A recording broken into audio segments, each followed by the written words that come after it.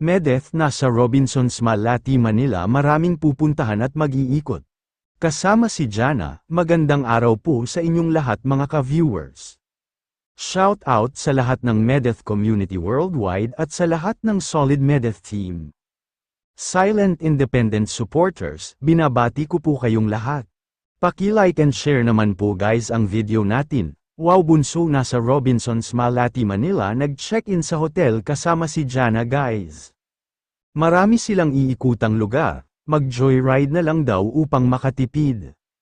Dahil marami pa silang pupuntahan at iikutang lugar at medyo malalayo. Dapat daw maging practical, upang makatipid, wika ni Bunso. At may nag-comment naman na nakaka-proud daw si Medeth. Dahil maraming napupuntahang lugar and the more na binabash daw si Medeth ay lalo pa daw siyang pinagpala at kahit anong pintas ng mga basher kay Bunso ay lalong gumaganda si Bunso sa paningin ng mga tites at nagmamahal kay Medeth mga ka-viewers. At kaya naman daw nakakapunta si Bunso ng iba't ibang lugar. Ay dahil sa mga tites niya, dahil sila daw ang nag-schedule kay Baby Medeth sa mga ganitong gathering. Kaya labis ang pagpapasalamat ni Bunso sa kanyang mga tites. At dugtong pa ni Bunso, na grabe daw ang pagpapahalaga sa kanya ng mga tites niya. Hanggang sa damit niya ay sila ang nagbibigay kaya nagmukha na talaga daw siyang social. Wika pa ni Bunso ay hindi naman daw niya ugali ang mag-ask o manghingi. Pero sobrang blessings daw talaga niya sa kanyang mga tites dahil mahal daw talaga siya ng mga ito mga ka-viewers.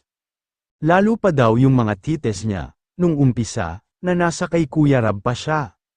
Ay talagang hanggang ngayon ay nandyan at totoong nagmamahal sa kanya. Kaya sobrang grateful po si Bunso sa kanyang mga tites, mommies, communities at sa mga supporters niya mga ka-viewers. At lahat na kanyang natatamasa ngayon na blessings at kasikatan ay hindi mangyayari sa buhay ni Medeth, kung hindi siya nakitaan ng magandang asal at pagmamalasakit sa kapwa-tao. Kaya kung natamasa man ni Bunso ang mga blessings na dumating sa kanyang buhay ay deserve niya ito mga ka-viewers.